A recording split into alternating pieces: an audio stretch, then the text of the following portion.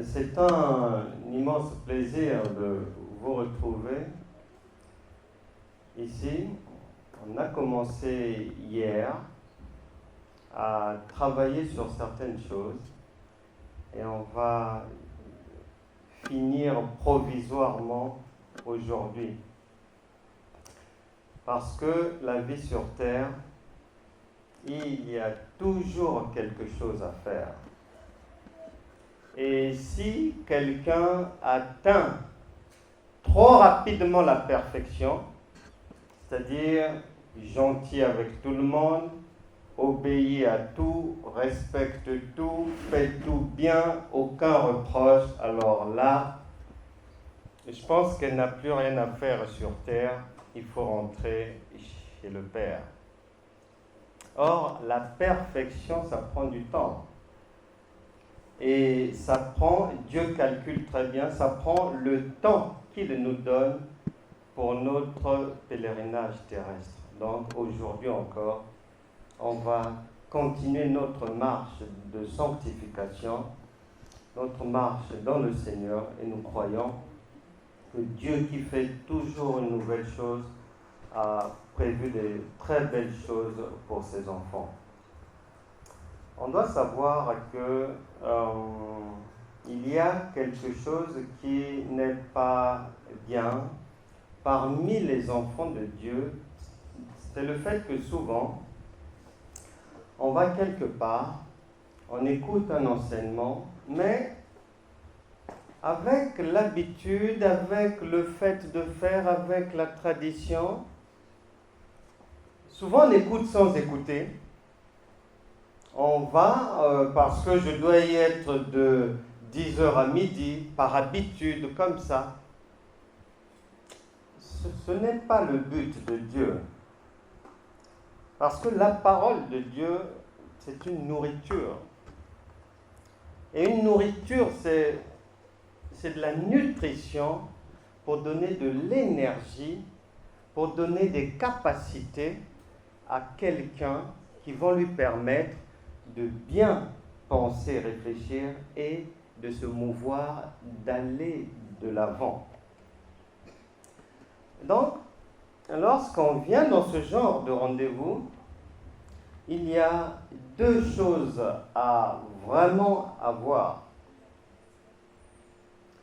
On ne se présente pas devant une autorité sans attente.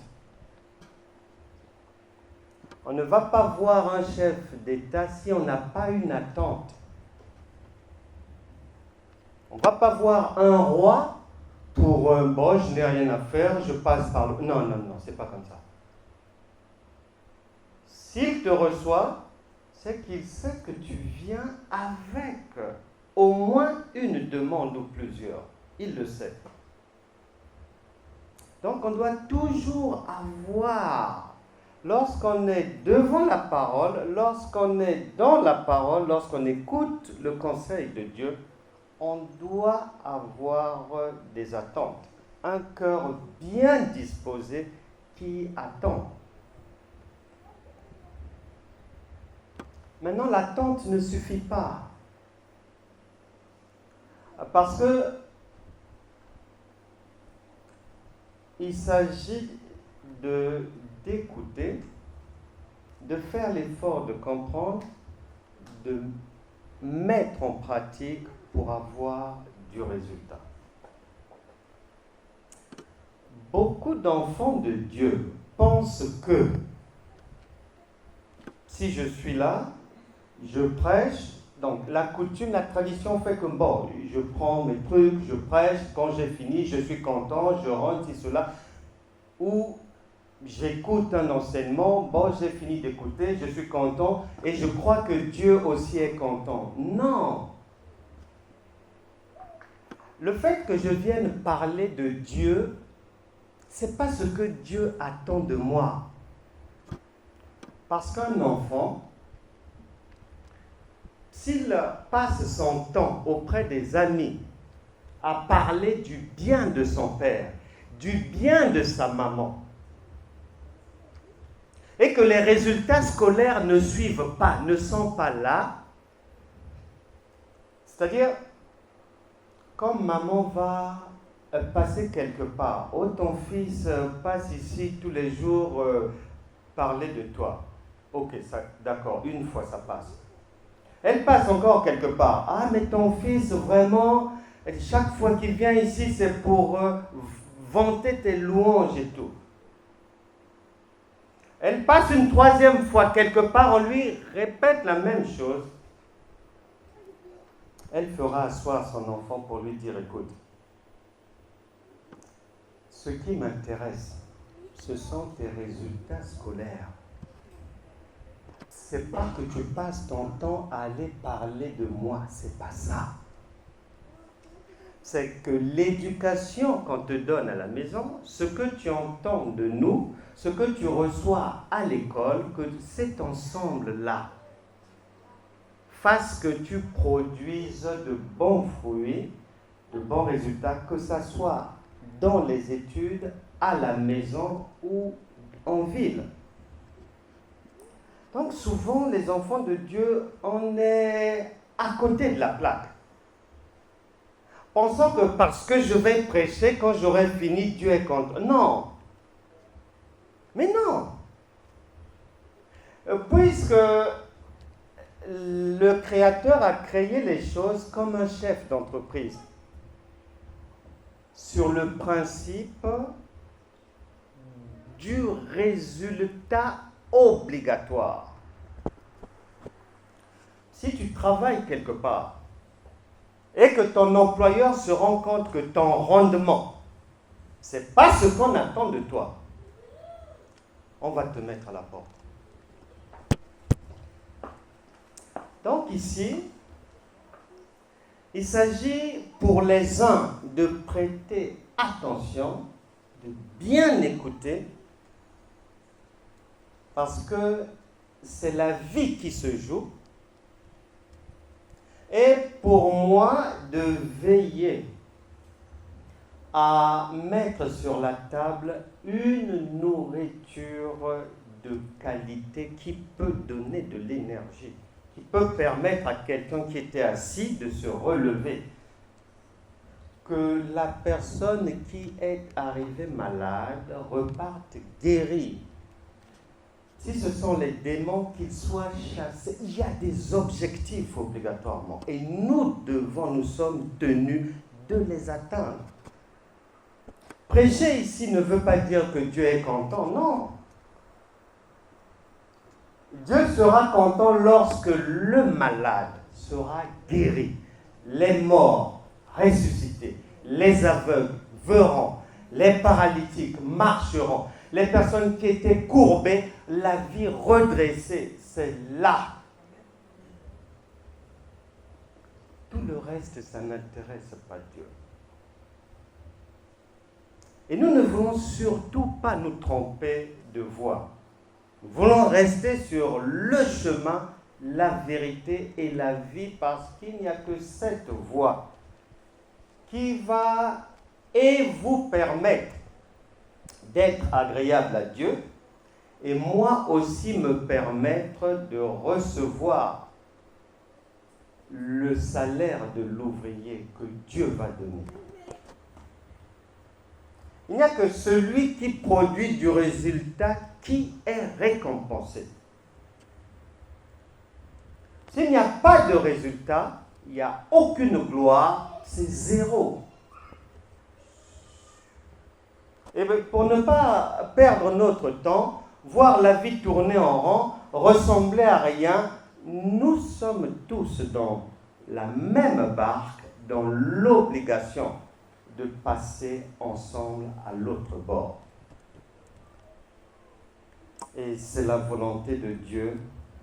Et il va nous permettre de passer à l'autre bord à travers cet enseignement intitulé « Les réclamations ». Hier matin, on avait commencé en parlant des réclamations, des choses qui posent problème à l'être humain sur des erreurs causées par les personnes décédées les arrières, les grands-parents, les parents des personnes déjà décédées qu'on n'a même pas connues, qui ont posé des actes.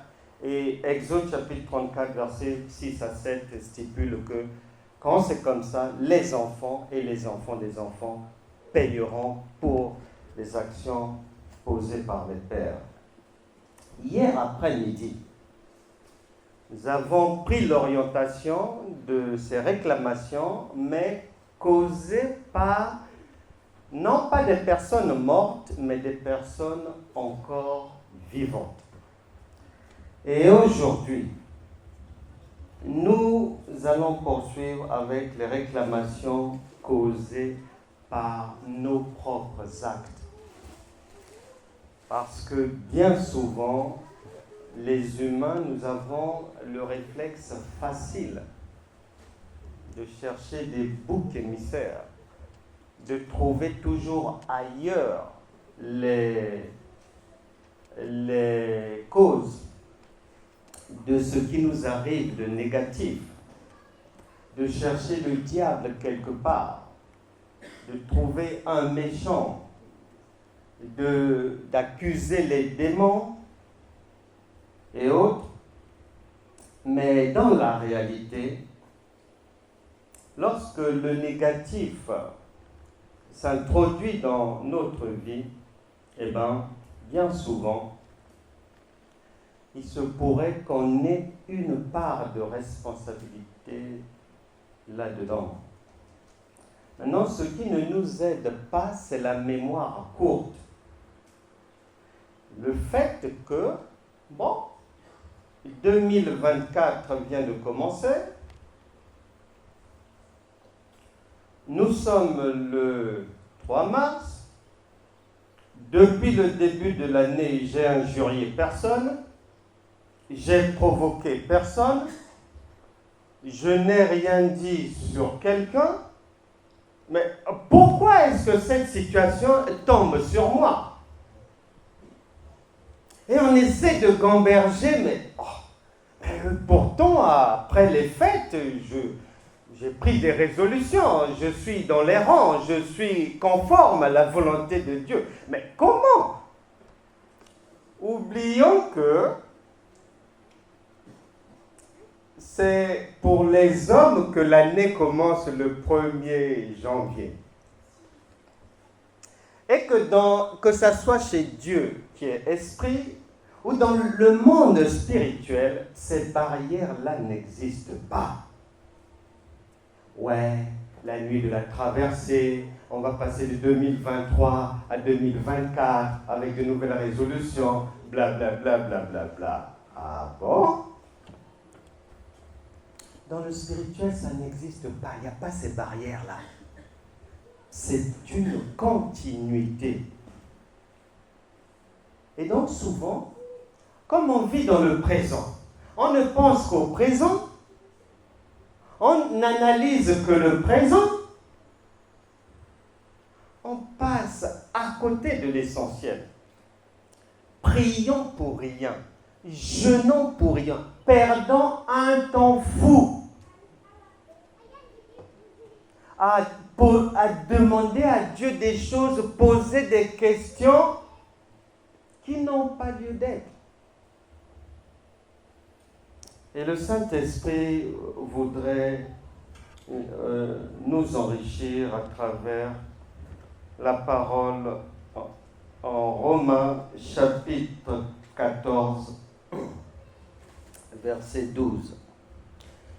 Nous parlons des réclamations causées par nos propres actes. Romains chapitre 14, verset 12. Ainsi, chacun de nous rendra compte à Dieu pour lui-même. Ainsi, chacun rendra compte à Dieu pour lui-même.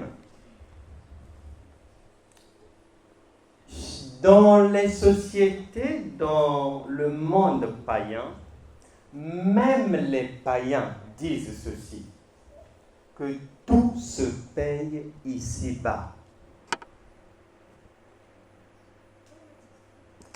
Tout acte posé qui n'est pas conforme à ce que le Créateur a prévu, on en payera obligatoirement tôt ou tard la facture. Maintenant, le Saint-Esprit nous donne un tuyau pour éviter de tourner en rond, pour éviter de se tromper dans les analyses. Il dit, Évangile de Jean chapitre 8 verset 32, « Vous connaîtrez la vérité. Et la vérité que vous connaîtrez vous affranchira. » C'est-à-dire que chacun va réussir dans la vie en fonction de la connaissance qu'il a de son environnement, de ce qui lui arrive et des solutions de sortie de crise. Plus tu vas connaître, mieux ça ira. Mais plus tu vas demeurer de l'autre côté de la barrière, dans l'obscurité, dans l'ignorance, eh bien, Osée chapitre 4, verset 6, « Mon peuple périt faute de connaissance. » Et souvent dans la vie comme ça, il y a des mauvaises choses qui peuvent demeurer malgré tous nos efforts. Et le Saint-Esprit voudrait aujourd'hui nous éclairer pour qu'on puisse sortir de ces choses aujourd'hui.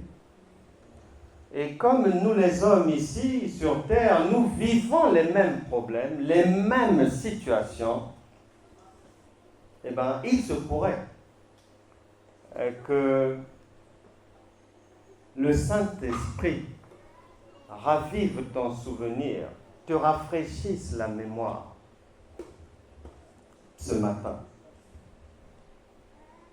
en vue de te permettre de sortir de la difficulté aujourd'hui même.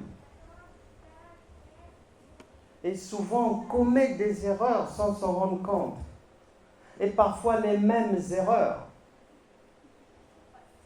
Un frère en Belgique, à Bruxelles, leur père était décédé. Et lui, son père avait une très belle montre et une très belle bague en diamant. Il récupère ces bijoux-là au décès de son père. Quelque temps après, il a commencé à faire des rêves étranges. Chaque nuit, des gens viennent l'agresser. On le bastonne. Remets-nous ce que tu as pris. Remets-nous notre truc. Mais quand c'est comme ça, l'homme ne fait pas le lien avec des actes posés dans le passé. Et pendant plusieurs mois, il est bastonné la nuit comme ça. Rends-nous. Il se réveille. Il a dit à son pasteur, je ne sais pas ce qu'on me réclame. Je suis enfant de Dieu. Je ne dois rien à personne. Je ne sais pas, des gens viennent. Mais il avait toujours la montre et la bague. Mais ne faisons pas le lien. Un jour, on l'agresse pour la énième fois. Et ces gens-là voulaient en finir avec lui. Et lui en train de se débattre comme ça là, un uppercut part, pouf. Or, sa femme s'est écroulée de l'autre côté du haut. C'est elle qui avait reçu. Mais quoi sont les agresseurs. Sa femme a dit, non, ton histoire-là, il faut régler ça au clair. Et c'est comme ça, ils sont allés de pasteur en pasteur, de pasteur en pasteur, jusqu'à ce que comme il est dit que qui cherche trouve, Dieu a fait grâce. Ils sont tombés sur un pasteur qui avait la révélation, qui savait poser les bonnes questions, chercher là où il faut chercher, et il a trouvé que c'était cette histoire, parce qu'il lui a demandé les parents sont où? Oh non, le père est parti, si cela est tout bon. On te réclame quoi? Est-ce que tu dois à quelqu'un? Non. Oh. Est-ce que tu vis bien? Oui. Bon. Par élimination comme ça, on cherche.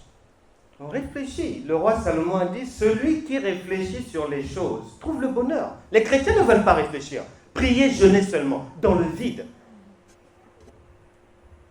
Pour des choses que même les païens ne prient pas, ne connaissent pas Dieu, mais ils ont les mêmes choses.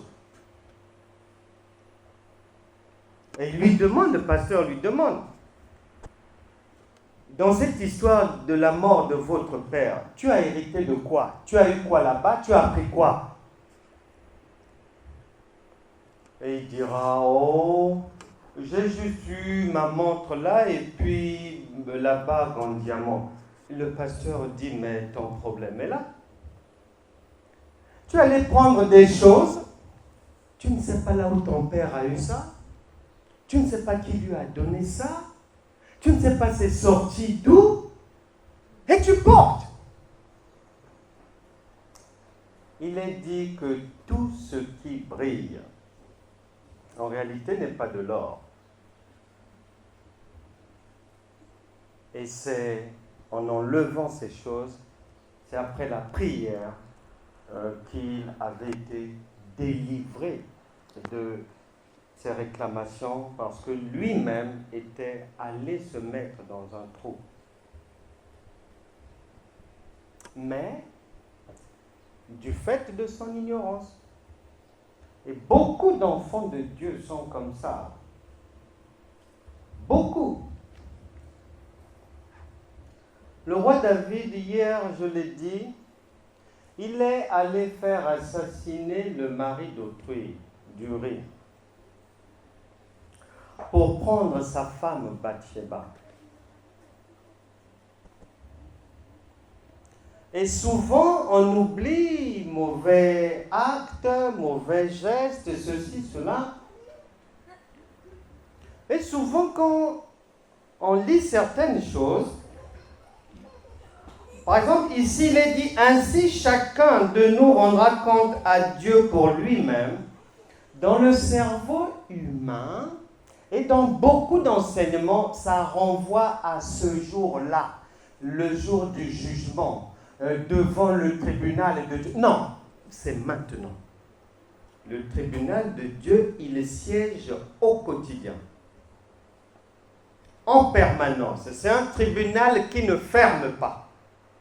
Nuit et jour, le juge est là, en train de sonder les reins, les cœurs, les actes. La Bible déclare que même les ténèbres sont pour Dieu lumière. C'est-à-dire, même dans le noir du noir du noir du noir, il te voit comme là, en plein jour. Tous les actes, toutes les paroles.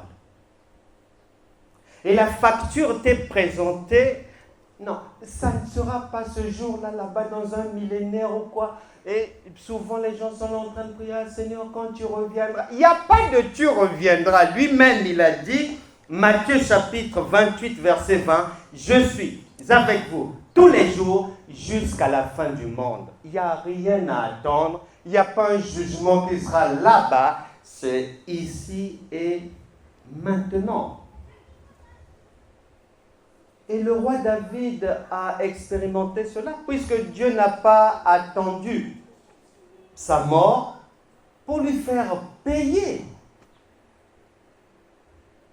Et c'est son fils Absalom, conseillé par les conseillers de son père, qui ont dit, écoute, bon, on sait que ton père a un cœur de lion, c'est un brave homme. Si tu veux le mettre à terre, tu ramasses toutes ses fiancées, ses concubines. Prends-les. publiquement, tu verras, dans ton combat, tu prendras l'ascendant sur ton père. Parce que chez un homme, dès que le moral est touché, eh bien, il devient vulnérable. Absalom a dit d'accord, c'est un bon conseil. Et il s'est affiché avec les concubines de son père. Lundi, Hortense, mardi, Dominique, mercredi, Brigitte, jeudi, Raphaël. Voilà, publiquement, sur toutes les places. Sainte-Anne, Saint-Joseph, partout, Saint-Gilles, sur les plages, partout. Pour mettre à terre le Père. Or, la Bible déclare, rien ne peut se passer sous le soleil tant que Dieu ne l'a pas permis. C'est impossible. Donc, et la Bible déclare que même le méchant a été créé pour le jour du malheur. C'est-à-dire pour punir les récalcitrants et les récalcitrantes. Donc le méchant, c'est un gendarme mis en place par Dieu pour les récalcitrants.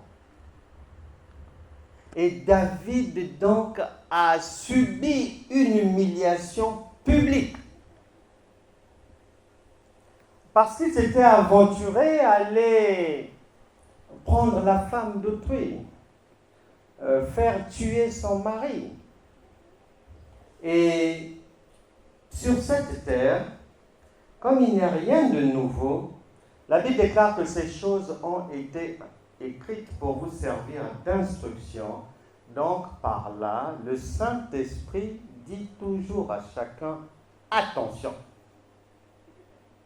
à la manière dont tu marches, parce que je mets devant toi ce que les factures qui ont été déjà payées par ceux qui se sont hasardés à mal se comporter. Et Dieu nous prévient toujours.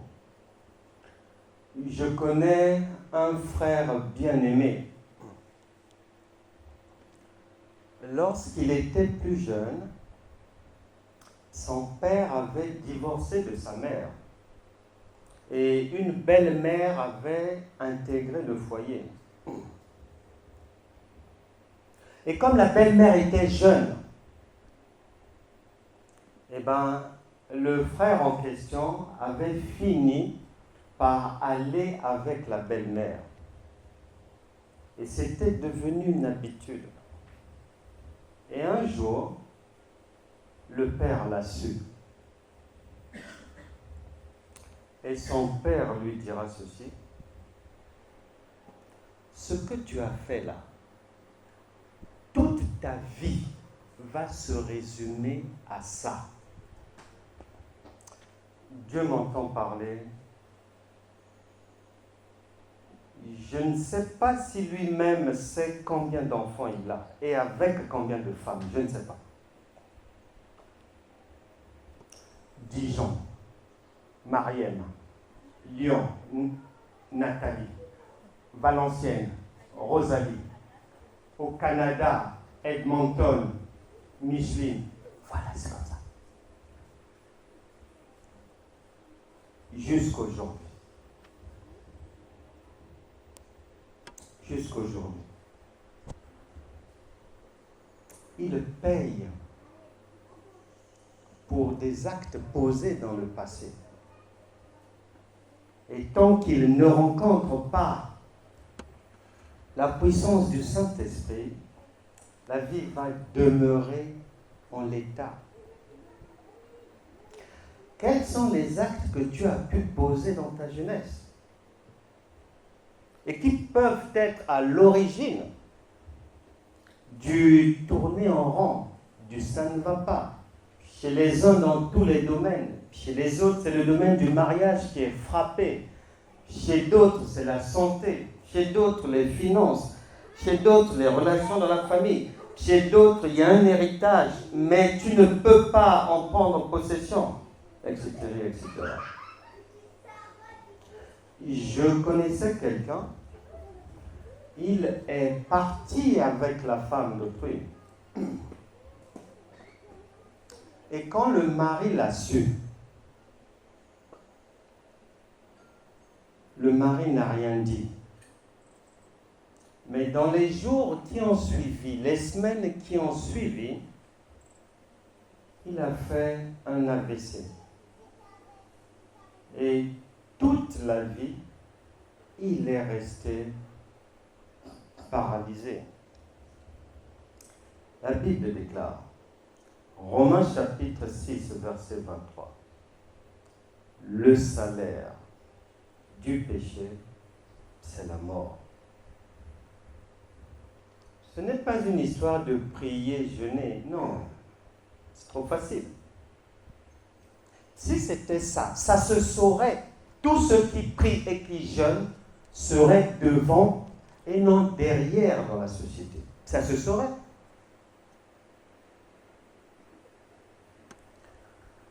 Je connais quelqu'un. Il avait violé sa belle-fille, âgée de 12 ans. Souvent, le Seigneur a une sagesse infiniment variée qui fait que, avec certaines personnes, il va te laisser l'impression, c'est comme s'il n'a pas vu en fait ton péché. Et il peut même t'ouvrir une porte quelques semaines après l'acte. Mais en réalité, il y a chez Dieu cette intelligence qui fait que tu gaffes aujourd'hui. Il reste d'abord calme. Comme il précède l'homme en toutes choses, il va t'attendre 3 ans plus tard, 5 ans plus tard, il va là-bas. Il ne va pas t'attendre ici. Donc la vie va aller, tu peux avancer bien et tout, ça va bien, tu peux même plus penser au passé, ça roule et tout. Et tout à coup, le gourdin, lorsqu'il va tomber sur la tête, malheureusement, même lorsque le gourdin casse le crâne, on ne fait pas le lien avec il y a 15 ans, 20 ans, 25 ans. Non. Beaucoup de gens dans les hôpitaux, dans les difficultés, la solution, il n'y a même pas besoin de prière. Ce sont des factures qu'on paye pour les erreurs du passé. Mais on pense que comme on est devenu enfant de Dieu, et donc, Dieu est amour, Dieu est bon, oui, mais même lorsque tu as offensé un être humain et que pour qu'il oublie, pour faire la paix, tu veux faire une démarche,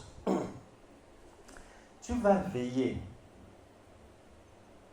à ce que tu vas dire, à comment tu vas te présenter devant la personne. Tu vas veiller à ça pour réussir à ce que dans sa tête, que ça sorte. Donc le Seigneur, c'est ce qu'il fait. Quand tu vas demander pardon à quelqu'un, c'est que tu as la prise de conscience que tu avais mal fait. Et le Seigneur aussi, pour oublier, pour pardonner, il voudrait. Non pas que tu pries, tu jeûnes dans le vide, non. Que tu aies une prise de conscience, tu t'assois. Ah ouais, ce que j'avais fait là, ce n'était pas bien. C'est ça d'abord. Mais les prières du genre, ah oui Seigneur, pardonne-moi tous les péchés, tu passes comme ça. Non, non, non, non. Ça ne passe pas. Le salaire du péché, c'est la mort. Beaucoup de gens avec des maladies, avec des problèmes à répétition.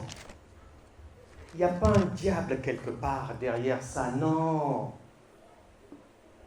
Bon, même si le diable peut être quelque part, il ne peut rien faire si Dieu ne le laisse pas faire ou ne lui demande pas de donner un uppercut à une sœur qui a manqué de respect à son mari.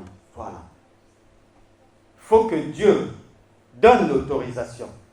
S'il n'y a pas ça, ça ne bouge pas. Donc on ne doit pas avoir le diable partout, accuser là-bas, c'est elle, c'est lui, sont les collègues, c'est le... Non. Deutéronome chapitre 28. À partir du verset, on va dire 15. Verset 15, il dit ceci. Mais, si tu n'obéis point à la voix de l'Éternel ton Dieu, si tu n'observes pas et ne mets pas en pratique tous ces commandements et toutes ces lois que je te prescris aujourd'hui, virgule, voici toutes les malédictions qui viendront sur toi et qui seront ton partage. Deutéronome 28 m'a déjà donné la chair de poule. Pourquoi? Du verset 1 au verset 14, on parle des bénédictions prévues pour des actes positifs posés. Du verset 15 au verset 68, soit 53 versets, on parle de 53 types de malédiction, de correction pour les actes négatifs posés. Deutéronome 28, verset 21. L'Éternel attachera à toi la peste. La peste, c'est tout ça, là, les cancers, les trucs comme ça, c'est tout ça. La peste. Jusqu'à ce qu'elle te consume dans le pays dont tu vas entrer en possession. Verset 27. L'Éternel te frappera de l'ulcère d'Égypte, virgule, d'hémorragie, de gale et de teigne dont tu ne pourras guérir. Hémorragie, teigne, gale. Il y en a dans la modernité, sont toutes ces maladies, la sclérose en plaques, hépatite C, B, les insuffisances de ceci, cela, c'est tout ça. L'Éternel te frappera de délire, d'aveuglement, d'égarement d'esprit. Beaucoup d'enfants de Dieu sont complètement égarés, faisant des choses que Dieu n'a pas demandé de faire, faisant des choses qui relèvent de la loi, faisant des choses qui veulent dire que Dieu est un moins que rien, faisant des choses qui veulent dire que pour obtenir de Dieu, il faut souffrir. La folie. L'Éternel, et tu tâtonneras en plein midi, comme l'aveugle dans l'obscurité. Tu n'auras point de succès dans tes entreprises. C'est clair. À droite, ça ne marchera pas. À gauche, ça ne marchera pas. L'Esprit de Dieu demandera aux gens de la mairie de te refuser telle autorisation. Là-bas, l'Esprit de Dieu demandera aux gens de la banque de te refuser le crédit. Là-bas, l'Esprit de Dieu demandera aux gens de la crèche de te refuser une crèche pour l'enfant. Et tu penseras que c'est le diable. Tu vas augmenter le nombre d'heures de prière, de jours, de jeûne, pour rien. Ça ne se joue pas là-bas. Tu as des factures à régler qui relèvent des actes posés dans le passé et tu dois les régler. Sida, épilepsie, cancer, diabète, tension, les paralysies, maux de ventre, il y en a foule. Et c'est ce qui est prévu par la parole qui ne ment pas pour les mauvaises paroles, les mauvais actes. Et pour mieux attirer notre attention, la Bible déclare, Galates chapitre 6, verset 7, on ne se moque pas de Dieu et chacun moissonnera ce qu'il aura semé. Ce n'est pas de la littérature, c'est pas de l'histoire, c'est pas pour les animaux, non. C'est pour les vivants et pour le siècle présent. C'est pas dans un futur là-bas hypothétique, oh Seigneur, attends-nous là-bas dans la vie éternelle. Mais Dieu ne peut pas te parler de choses que tu ne connais pas. Quelle est cette maman qui peut passer son temps à parler à son enfant des choses qu'il ne connaît pas, de ce qu'il ne comprend pas, il n'a jamais touché, il n'a jamais vu, il n'a jamais... Même l'enfant dira, maman, s'il te plaît, je ne comprends pas. Mais ce n'est pas Dieu qui peut nous parler des choses futuristes comme ça, de la fiction. Non, c'est Dieu réel. Toutes choses passeront, mais la parole de Dieu ne passera pas. Elle est là. Une dame avait fait comme beaucoup d'enfants de Dieu, toute une série d'églises, là, là-bas, là, ici, là-bas, conférences, séminaires, campagnes, voilà, là, là, pour trouver la solution. La vie était complètement emprisonnée, rien ne marchait. 48 ans, rien de rien, de rien, de rien. Et elle considérait que c'est comme si elle était venue accompagner les autres sur cette terre. Une simple accompagnatrice.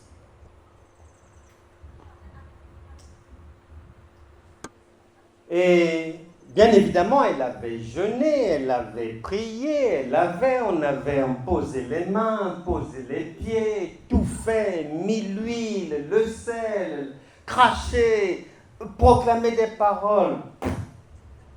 Non.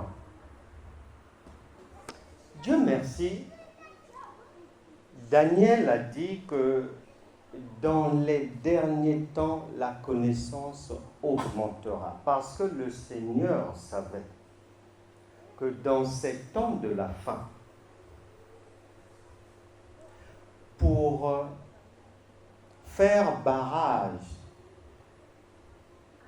pour faire taire l'adversité, le diable, les méchants, il faudra une connaissance de plus en plus affinée.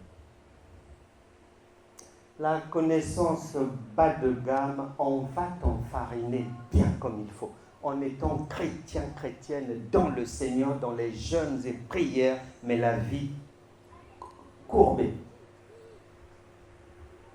Heureusement que l'homme de Dieu avait pu discerner Et en fait, le problème de la dame était que lorsqu'elle était jeune, elle était partie, comme les gens font là-bas, soirée pyjama, soirée ceci, soirée plage, je ne sais pas quoi. Elle était partie à une soirée.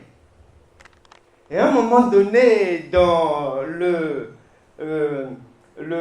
l'ambiance de l'alcool et tout, une personne, un jeune de la soirée va proposer une idée. Une idée basée sur quoi? Le courage. Prouver que tu as du courage.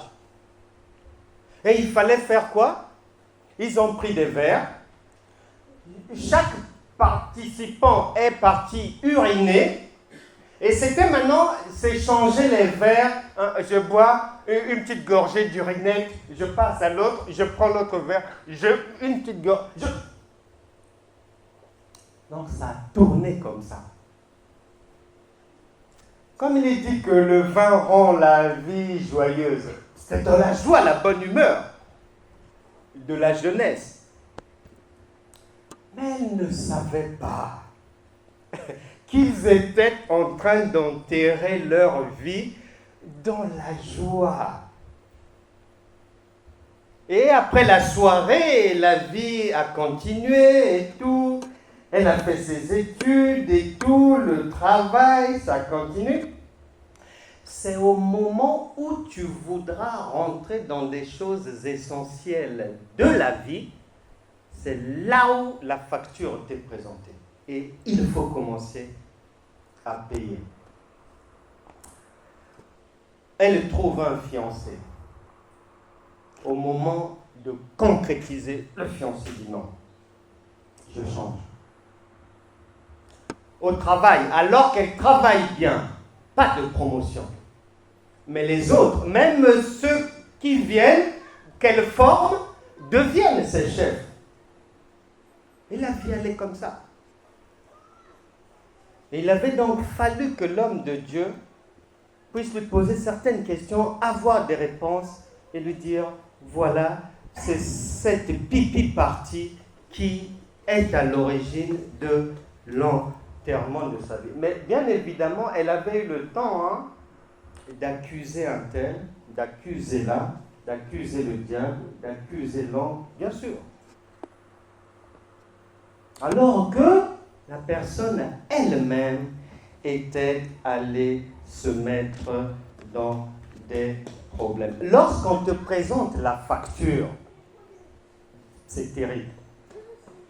Parce que la facture présentée à David par Dieu, ça ne s'est pas arrêté avec tout ce que son fils a fait avec ses femmes, non. 2 Samuel chapitre 16. Ensuite, 2 Samuel chapitre 13. Le fils de David, Amnon, va violer sa sœur Tamar, qui est la sœur d'Absalom.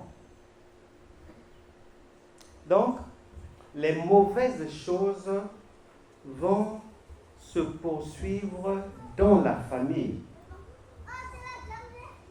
Et Absalom, comme sa sœur avait été abusée, va garder rancune. Et un jour où il a eu l'opportunité,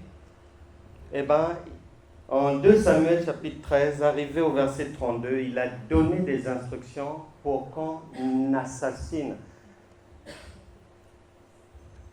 Amnon qui avait violé sa sœur Tamar. Donc c'est terrible lorsqu'il y a des réclamations sur ce que nous-mêmes nous avons eu à faire. Maintenant, le Saint-Esprit voudrait que tu saches aujourd'hui que, en fait, contrairement à ce que nous croyons, cette histoire d'actes négatifs, de paroles négatives, il n'y a pas d'âge pour ça. Parce qu'on a toujours pris en considération uniquement les actes posés en étant adulte. Et à ce stade, le Saint-Esprit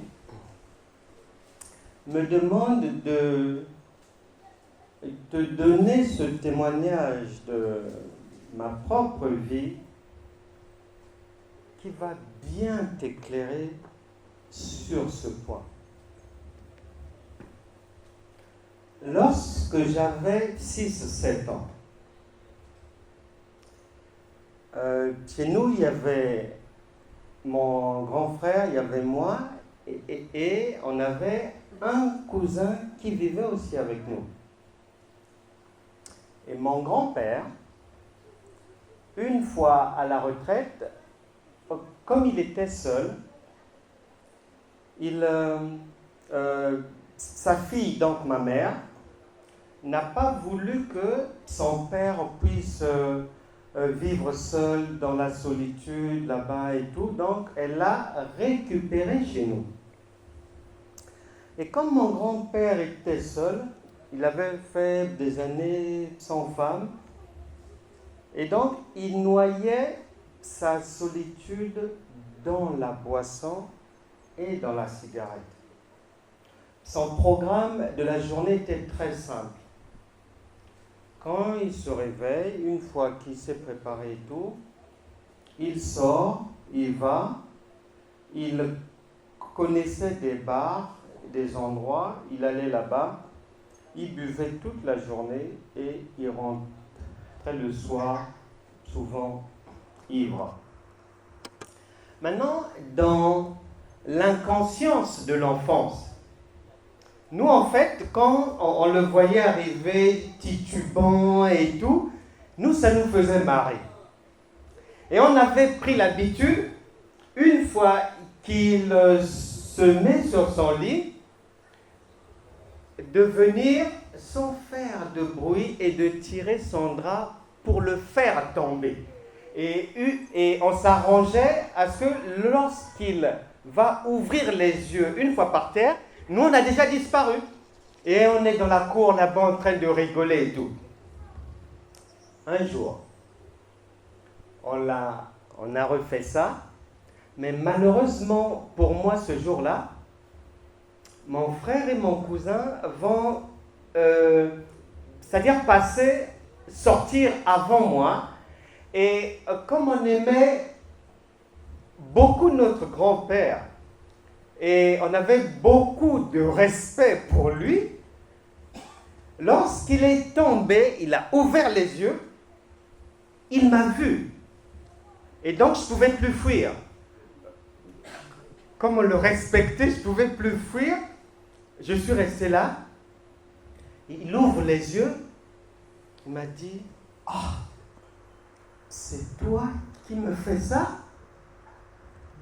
Et ce jour-là, on était seulement deux. J'avais 6-7 ans. Il me dira, « Comme je suis comme ça, tu deviendras comme moi. » Et moi, en fait, quand il a dit ça, il s'est retourné pour essayer de remonter sur son lit. Je suis parti, j'ai rejoint les autres et on a continué à rigoler et tout. La vie se poursuit petit à petit. Les années passent, les années passent, les années passent. Le 18 novembre 2002, je deviens né de nouveau, enfant de Dieu. C'est instantanément le même jour. La cigarette, j'ai arrêté, je fumais depuis 15 ans. Comme mon grand-père l'avait dit, lui qui fumait, j'avais aussi fumé. J'ai arrêté de boire le jour où je suis né de nouveau. J'ai bu aussi pendant au moins 15 ans, comme sa parole l'avait déclaré. Et maintenant, je commence ma marche dans le Seigneur. Mais j'avais un problème. J'ai jeûné, prié, imposé les mains, tout. tout, rien à faire. Ce problème était toujours là. Toutes sortes de pasteurs m'ont imposé les mains, rien à faire. Un jour, 30 ans, plus de 30 ans après, c'est-à-dire, c'était la première fois de ma vie de revoir la scène où j'étais en face de mon grand-père et qu'il m'avait dit cela. C'était la première fois que ça revenait dans mon esprit parce que j'étais en train de demander à Dieu, mais qu'est-ce qui ne va pas? Comment ça se fait que tu es le Dieu Tout-Puissant et j'ai un problème qui ne trouve pas de solution, toi qui as solution à tout? Comme une maman qui n'abandonne pas son enfant, le Seigneur m'a aidé, il m'a ramené le souvenir. Et ce jour-là, j'ai réfléchi sur ça, j'ai réfléchi et Dieu m'a aidé à comprendre ceci. Peu importe l'âge que tu avais quand ça s'est passé, si c'est quelque chose de négatif, tu dois arranger ça aujourd'hui. Ce jour-là, Dieu m'avait fait comprendre qu'il y a des choses. Tu peux prier ou jeûner, je vais enlever. Mais ça porte sur des petites choses, pas sur les choses essentielles de la vie. Vous constaterez que dans la parole de Dieu, tous les miracles qui sont là, ça porte sur des maladies, des situations, des choses que les païens, ils ne peuvent pas t'aider. C'est-à-dire là où l'homme ne peut plus rien faire, c'est là où l'Esprit de Dieu prend le relais. Et le Seigneur m'avait fait comprendre que les choses essentielles, souvent, il faut que tu... C'est pas une histoire de « Ah, il saute pas, il saute pas, il saute pas... » Non. Il faut que les choses essentielles, que tu réussisses à comprendre la source du problème. Ça va te faire prendre conscience. Tu ne feras plus comme cela. Le Saint-Esprit va te libérer. Pourquoi faire? Pour que tu sois à même aussi, demain ou après-demain, d'aider quelqu'un dans cette difficulté. Si c'est seulement, j'ai un problème, je prie, je jeûne, on me sort de là, mais je vais aider les autres comment? Quelle expérience je vais avoir de la chose? Or, ne peut t'aider que quelqu'un qui est passé par là, qui a une petite expertise de ça. C'est pour ça que quand il y a un problème, prier, jeûner comme une folle ou un fou. Non. Non, Dieu ne va pas être impressionné. Il est fidèle à ce qu'il a dit. Les principes qu'il a établis, le Saint-Esprit n'accomplit que ça. Tu ne le feras pas sortir de sa route tous. Non. Et ce jour-là, quand le Saint-Esprit m'a éclairé, me disant que non, ça a duré parce qu'il fallait que tu comprennes l'origine de la chose, parce que j'ai planifié que tu puisses aider les autres demain. Mais si quand tu jeûnes, tu pries immédiatement, je t'aide, tu vas aider les autres avec quoi? Et ce jour-là, quand le Saint-Esprit m'a éclairé, J'ai fait une simple prière, comme on va faire aujourd'hui, et j'avais jusqu'à 41 ans. Je faisais comme mon grand-père quand il buvait. Je faisais pipi au lit. Et ce jour-là, ça s'est arrêté net. C'est pour ça que la Bible déclare: mon peuple périt faute de connaissance. Ce n'est pas une histoire de faute de prier ou de jeûne. Non, c'est de comprendre le pourquoi du comment ça marche, quels sont les principes de Dieu, qu'est-ce qu'il vient faire dans ma vie, qu'est-ce qu'il apporte de nouveau, comment je vais mettre en pratique la puissance de Dieu, puisque c'est une puissance, le Saint-Esprit. Acte 1, verset 8, vous recevrez une puissance. Comment l'utiliser? À quel moment?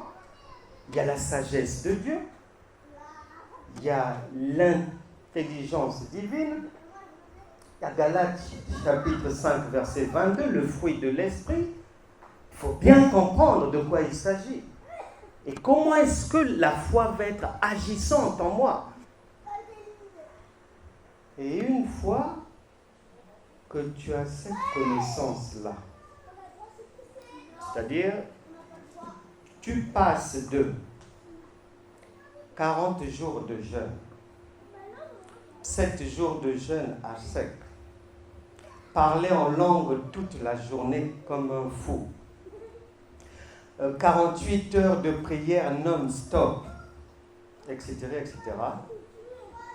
Quand la lumière de la connaissance vient, tu passes maintenant à dire seulement un mot. Et mon serviteur sera guéri. Sur ta parole, je jetterai le filet. On ne souffre plus. C'est celui qui ne connaît pas qui souffre. Celui qui connaît, il ne souffre pas. C'est celui qui n'a pas le permis de conduire, qui ne sait pas conduire une voiture. Ça va être des tracasseries, il faut attendre le bus là-bas, il faut appeler un tel, il faut attendre une occasion, il faut aller faire du stop, parce qu'il ne sait pas conduire une voiture, il n'a pas cette petite connaissance-là. Mais celui qui sait conduire, il prend les contacts, il le met. Si c'est 280, c'est parti. Très facile. Et en 10 minutes, il est là-bas. Il ne souffre pas. Les gens disent, bon, la galaxie ici, elle est très compliquée. Il y a beaucoup de planètes, ceci, cela. Les gens disent, non, on peut aller sur la Lune. Ils ont réfléchi, ils ont travaillé, ils ont eu la connaissance qu'il fallait, ils sont allés sur la Lune. Tout est possible à celui qui croit. Dieu n'a jamais dit tout est possible aux chrétiens qui croient. Non, n'importe qui. Bouddhistes, musulmans, païens, semi-païens, croient au soleil, à l'eau, quiconque invoquera le nom du Seigneur, il sera sauvé. Nous allons prier. Parce que le Seigneur Jésus, la signification de sa venue, c'est pour venir nous simplifier la vie, que cela soit su une bonne fois pour toutes. Si nous avons péché, si nous avons commis des erreurs dans le passé, comme Ève, qui, par ignorance, et nous aussi on a fait ces choses par ignorance, eh bien, la Bible déclare, 1 Jean chapitre 3 verset 8, le Fils de Dieu est venu pour détruire les œuvres du diable. C'est l'objectif principal de la venue du Seigneur sur cette terre, sauver l'humanité. En quoi faisant? En déprogrammant tout ce que le diable a planifié, en détruisant tout ce qui a été monté par la conspiration satanique, en redressant toutes les vies courbées. Dieu n'a pas un autre objectif. Il n'a pas un autre objectif. L'objectif est toujours le même. Le Jésus qui vit désormais en toi par le Saint-Esprit. C'est Actes des Apôtres, chapitre 10, verset 38. Vous savez comment Dieu a oint du Saint-Esprit et de force Jésus de Nazareth, qui va de lieu en lieu, faisant du bien et guérissant tous ceux qui sont sous l'empire du diable. Il n'y a rien à rajouter. C'est simple comme l'eau de source. Et Hébreux 13, 8 vient nous éclairer davantage en disant que ce Jésus-là, il est le même hier, aujourd'hui et éternellement. C'est-à-dire, il n'a pas changé. Même si tu avais commis 2 385,3 péchés, aujourd'hui, c'est le pardon des péchés. Parce que le Seigneur Jésus, la loi est venue par Moïse, mais la grâce et la vérité nous ont été gratuitement données d'avance par le Seigneur Jésus. Il nous a donné une vie qui se résume au repos. Matthieu chapitre 11, verset 28. Venez à moi, vous tous, qui êtes fatigués, surchargés par les problèmes, ras-le-bol du célibat, fatigués, épuisés par le mépris des gens, par la disgrâce, par des situations de confusion. Vous tous là, venez à moi et en retour, je vous donne du repos. Une fois que le Saint-Esprit te dit ça, tu n'as pas le droit d'aller encore dire que si je suis malade, c'est peut-être la volonté de Dieu ou bien Dieu m'aime comme ça. Non! C'est le repos. Dieu ne donne à ses enfants qui ont reconnu leurs erreurs et qui sont qualifiés pour se relancer dans le chemin, la vie et la vérité. Il ne leur donne que la vie abondante. Et c'est non négociable.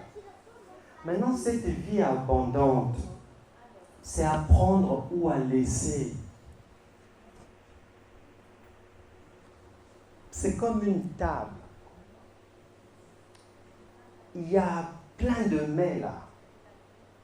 On t'invite. C'est un self-service. Si tu veux manger, tu te sers. Si tu ne veux pas manger, dans une fête, on ne force pas les gens. Hein? Non. Tout est là. C'est à toi de décider si tu prends ou pas. Maintenant, si tu te dis, non, moi je ne mange pas, que je creuse d'abord avec la vignasse ou du muscador, non, rouge, ou bien tu passes du Belles, Martini, Porto, tu tournes comme ça, et que tu ne te nourris pas, sache que le vin là viendra à manquer. Et tu auras besoin de l'ordonnateur, obligatoirement. Donc il est mieux d'avoir un repas équilibré quand on t'invite. On ne va pas te forcer. Si c'est la guérison, tu te sers, tu prends, puisque c'est sur la table, c'est prévu. Il y a Ésaïe chapitre 53, verset 5 sur la table. C'est notre meurtrissure déjà guérie. Matthieu chapitre 8, verset 17. Si c'est le cancer, tu prends, tu mets en poche, tu as la guérison. Si ce sont des problèmes financiers, 2 Corinthiens, chapitre 9, verset 8. De riche qu'il était, Jésus s'est fait pauvre pour m'enrichir. Alors, je prends. C'est un self. Si ce sont les démons, la table des noces est là, je me sers. Luc chapitre 10, verset 19. Voici, je vous ai donné le pouvoir de marcher sur les serpents et les scorpions, et aucune puissance de l'ennemi ne pourra vous nuire. Et c'est comme ça. Et c'est comme ça. Si ce sont les enfants, psaume 37, verset 25, j'étais jeune, j'ai vieilli, mais je n'ai jamais vu le juste mendier son pain, manquer de quelque chose, ni sa descendance. Tu mets en poche que pour mes enfants, c'est réglé. Et tu passes comme ça. Le travail, pareil. Tout est là. Dans Proverbe, il est dit que le travail procure l'abondance. Tu prends, tu mets en poche. Quand je dis mettre en poche, c'est-à-dire que tu fais rentrer ça sur ton cœur. Toutes les poubelles qu'il y avait là. Ah, peut-être, comment est-ce que Dieu me voit? Bon, il faut que je rentre peut-être dans un jeûne de 203 jours. Bon, est-ce que mon parler en langue est... Non, c'est pas ça. Non, tu laisses ces poubelles-là. Tu prends la parole, tu mets sur ton cœur et tu marches avec ça uniquement. Maintenant, avons compris, il y a une mise en garde, c'est-à-dire la manière dont chacun va marcher avec cette parole de vie. On doit veiller à ne pas faire de sortie de route. Beaucoup de chrétiens perdus, égarés, qui pensent être dans la foi, alors qu'ils sont dans le bois. Ils n'y sont pas. Jacques chapitre 1, verset 5. Si quelqu'un d'entre vous manque de sagesse, qu'il la demande à Dieu, qui donne à tous simplement et sans reproche, et elle lui sera donnée. Tu demandes, on donne. On n'a pas dit va souffrir 1000 jours en train de jeûner, rabâcher. Non, on n'a pas dit ça. Tu demandes, tu reçois. Ensuite, il est dit, mais qu'il la demande avec foi. Qu'il la demande avec foi, sans douter. Sans douter veut dire, parce que chez nous les chrétiens, on n'explique pas bien les choses. Sans douter, c'est pas que je suis là comme un animal, je crois, je marche maintenant dans la rue, je crois. Non, c'est pas l'animalerie. Non, c'est pas ça. Sans douter veut dire, une fois que je prends la parole de guérison, et que je dis que je suis guéri par ces meurtrissures, ce dossier, ce problème n'existe plus pour moi. Donc, si quelque chose n'existe plus pour moi, je ne peux plus y penser, je ne peux plus parler de ça, ça n'existe réellement plus. C'est ça, sans douter. C'est pas que je me sers. Ésaïe 53, verset 5, je me sers à 9 heures. À midi, une mauvaise nouvelle arrive. Et là, je me demande, ma santé là aussi. Mais là, c'est l'enfant qui est malade, donc moi-même, je ne suis pas encore guéri. Non. C'est d'une manière radicale, sans te mentir à toi-même. On ne peut pas mentir Dieu, on ne peut que se mentir à soi-même et à l'environnement naïf, c'est tout. C'est ça, sans douter. On n'y pense plus, c'est fini, c'est un problème réglé, un dossier, c'est classé. Ensuite, car celui qui doute est semblable au flot de la mer, virgule, agité par le vent et poussé de côté et d'autre. Qu'un tel homme ne s'imagine pas. Celui qui doute, ça veut dire celui qui repense dans la pensée de Dieu. Ça veut dire celui qui repense à la chose. Le verbe douter des hommes, ça c'est pour les hommes. Dans la pensée de Dieu, ça veut dire autre chose. Et il est dit que celui-là, ballotté à droite, à gauche, qu'un tel homme ne s'imagine pas qu'il recevra quelque chose du Seigneur. On peut jeûner, prier, mais on est dans le doute. D'ailleurs, souvent, Dieu qui est un chirurgien sait que ce que je fais là, le jeûne que je fais, les prières que je fais là, en fait, c'est vide. C'est pas la foi. Mais je peux croire que c'est la foi. Mais en fait, non. Parce que le fait de faire, prier, je reprie pour le problème, je reprie encore, je reprie encore. Non, non, non, non.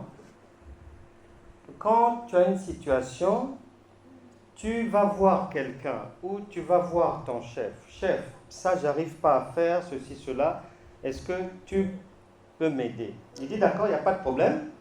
Mais mets-moi la pièce ici. Quand j'aurai un moment, je vais m'en occuper.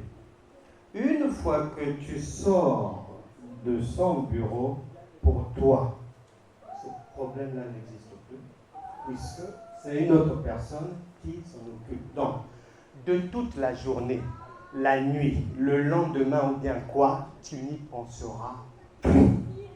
C'est ça, la foi.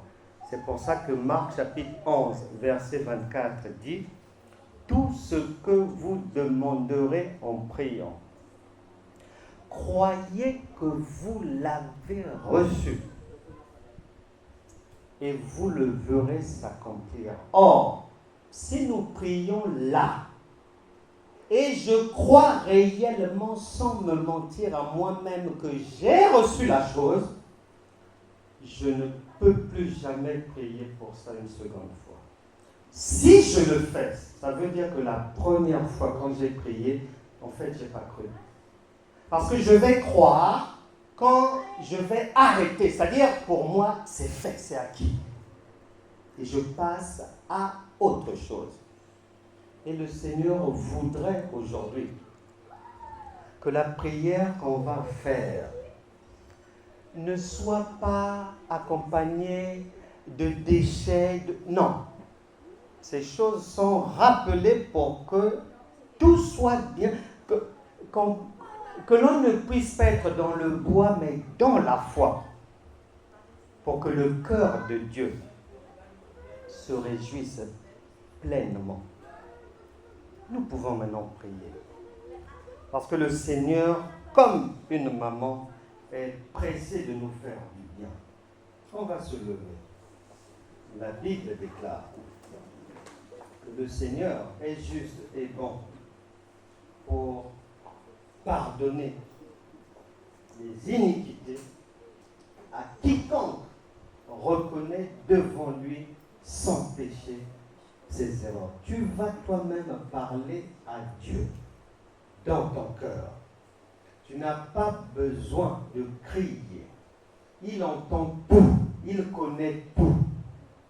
Et avant même que tu n'ouvres la bouche ou que tu parles, il sait ce que tu vas dire. Parle au Seigneur. Qu'il t'aide non seulement à te souvenir des mauvaises choses. Tu demandes pardon pour ces mauvaises choses. afin que la vie puisse passer à l'autre bord réellement à partir d'aujourd'hui. Seigneur, nous sommes là réunis devant toi. Saint-Esprit, tu as dit dans ta parole, Hébreux chapitre 3, verset 7, que si aujourd'hui vous entendez sa voix, n'endurcissez pas votre cœur. Nous te demandons pardon pour tous les péchés de nos vies. Péchés commis par les actes, péchés commis par les paroles, par les regards, par les écrits. Et pitié de nous. Péchés commis à n'importe quel âge. Et pitié de nous, Seigneur, pour que les réclamations, pour que ton jugement, pour que ta sanction ne puisse plus nous suivre à partir d'aujourd'hui. Nous croyons, Seigneur, par la foi,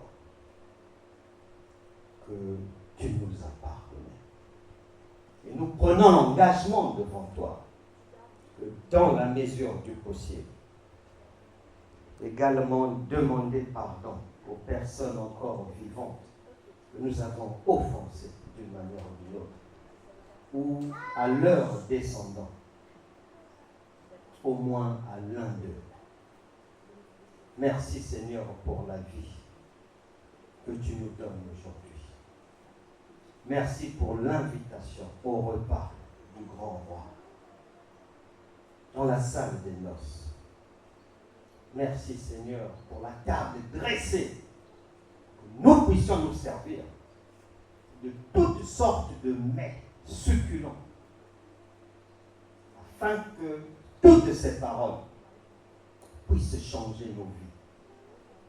Au nom puissant de Jésus. Que tout lien de maladie dans la vie d'une personne, dans un corps ici, les scléroses, les hépatites, la cécité, l'esprit de la dépression, la drogue, toute addiction démoniaque, je vous arrête aujourd'hui. Esprit derrière ces choses, vous partez au nom de Jésus. Que l'alcoolisme parte, le tabac, vous partez au nom puissant de Jésus. Que toute personne addicte à l'alcool, ici, au tabac, à la drogue, reçoit maintenant l'esprit du dégoût de ces choses venant du Saint-Esprit. Vomis-les maintenant au nom puissant de Jésus. Que toute servitude, toute vie qui était liée à l'esclavage, la servitude, soit détachée maintenant au nom puissant de Jésus. Je brise les jours des familles, les liens de limitation, les cadenas bloquant les domaines de la vie. Soient brisés maintenant au nom de Jésus. Que la puissance de résurrection du Saint-Esprit visite chacun, du sommet de sa tête à la plante des pieds. Maintenant, aucune maladie dans les corps. Vous partez les kystes, les myomes, les fibromes, les serpentins, douleurs au dos, dans le ventre, la poitrine. Vous partez au nom de Jésus. Que toute présence anormale, à la nuque, dans le cou, à la tête, vous partez au nom de Jésus. Céphalée, tu pars. Hypertension, tu pars. Diabète, vous partez. Sida, vous partez. Insuffisance rénale, pulmonaire, vous partez au nom de Jésus. Que toute vie ici qui était courbée soit redressée maintenant. Chapement, redressement des finances, redressement de la santé, redressement des projets, redressement du foyer, redressement des différentes activités au nom puissant de Jésus. Tout idées noires disparaissent des pensées d'une personne ici. Chagrin, tu pars. Tristesse, tu pars. Anxiété, doute, amertume, non pardon. Vous partez au nom de Jésus. Tout bruit étrange entendu dans les maisons, dans les voitures, dans la rue, tu t'arrêtes à partir d'aujourd'hui. Toute odeur nauséabonde dans les maisons, sur les vêtements, sur la peau, toutes sortes de parties du corps, parties génitales, au nom de Jésus, vous partez. Que la vie nouvelle en Christ vous visite maintenant. Je dis non, j'arrête toute sécheresse financière. Proclame la délivrance dans tous les domaines. La prospérité. Recevez la joie du Seigneur, le repos de Dieu, la prospérité divine, la santé divine, la vie éternelle, ici et maintenant, vie abondante. Toutes choses qui avaient été perdues dans la vie soient restituées au Saint-Tuple à partir d'aujourd'hui. La Bible déclare, Éphésiens chapitre 3, verset 20, il est celui qui fait toujours au-delà de tout ce que tu peux avoir pensé, prévu, attendu, planifié. La Bible déclare, si tu crois, tu verras la gloire de Dieu. Luc chapitre 1, verset 37. Rien n'est impossible à Dieu. Marc 9, 22, 23. Tout est possible à celui qui croit. Jean 11, 40. Si tu crois, tu verras la gloire de Dieu. Marc 11, 24. Si tu demandes et que tu crois que ça s'est accompli, tu le verras s'accomplir. Psaume 23, verset 1. Rien, l'Éternel est ton berger, tu ne manqueras de rien. Psaume 34, verset 10. Rien ne manque à ceux qui craignent Dieu. Habakkuk chapitre 2, verset 4. Le juste vivra par sa foi. Romains chapitre 1, verset 17. Le juste vivra par sa foi. Galates chapitre 3, verset 11. Le juste vivra par sa foi. Hébreux chapitre 10, verset 38. Le juste vivra par sa foi. Hébreux chapitre 11, verset 6. Sans la foi, nul ne peut être agréable à Dieu. Matthieu chapitre 6, verset 33. Cherchez premièrement la justice et le royaume de Dieu. Et toutes choses vous seront données par-dessus. En rentrant d'ici, que chacun croit dans son cœur que toute la négativité transportée ici ce matin a été clouée par la parole ici à la croix. Et en retour, vous avez reçu la vie abondante, la joie du Seigneur, le repos de Christ, la paix, l'abondance de Dieu, la santé divine. Car il est venu dans vos vies